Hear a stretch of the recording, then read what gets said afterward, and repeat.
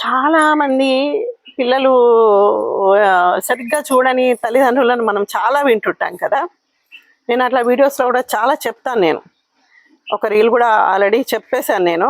అంటే ఆ తల్లి ఆ కొడుకుల మధ్య ఒక కొడుకు బాలేడని ఇట్లా నన్ను హీనంగా చూస్తారని బాధపడ్డ తల్లులు కూడా చాలా ఉంటారు. అట్లా కాకుండా అమ్మ ప్రేమ కూడా కల్తీ అయిన సమాజంలో కూడా ఉన్నాం మనం.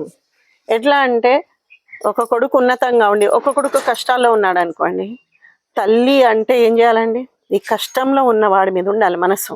నీకేం చేత కాకున్నా, నువ్వేం చేయలేకున్నా, భగవంతుడా వాణ్ణి కూడా నాకు రెండు కళ్ళు సమానమే, ఒకటి ఎక్కువ ఒకటి తక్కువ ఉంటే నేను చూడలేకపోతున్నా, ఇద్దరిని సమానంగా చూడని చెప్పేసి భగవంతుని వేడుకునేదే అమ్మ. మరి అలాంటి అమ్మ ప్రేమ కూడా కల్తీ అయిపోతుంది కదా. అట్లా పక్షపాత బుద్ధి ఉన్నంత మాత్రాన ధర్మం ఎక్కడ ఉంటుంది? మనం ఎన్ని నీతులు పలికినా ఎన్ని చేసినా ఏం ప్రయోజనం అండి? అమ్మ ప్రేమ నాన్న ప్రేమ అని అనుకుంటాం కదా.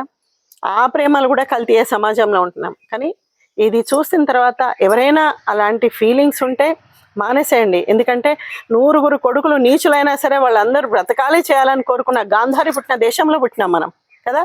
అలాంటప్పుడు మనకు అందరూ సమానమే కదా. అందరి మీద ప్రేమ సమానంగా ఉండాలి. అట్లయితేనే బాగుంటాం మనం.